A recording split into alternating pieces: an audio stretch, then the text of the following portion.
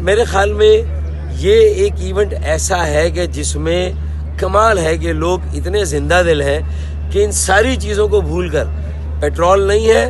पैदल आए हैं, चल कर आए हैं, लेकिन यहाँ पहुँच गए हैं कि वो कहते हैं कि कम वॉट में मतलब रुकावटें डालें लेकिन हम अपनी मंजिल तक पहुँचेंगे। तो जैसे आज पेट्रोल न होने के बावजूद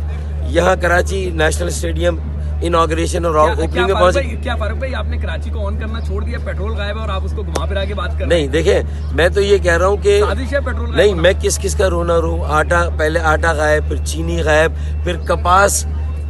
यानी कपास प्रोड्यूस करने वाला मुल्क कपास इंपोर्ट करेगा अपनी टेक्सटाइल इंडस्ट्री को चलाने के लिए, तो इससे ज़्यादा लेकिन मैं ये सब ये कह रहा हूँ कि लोग उसके बावजूद भी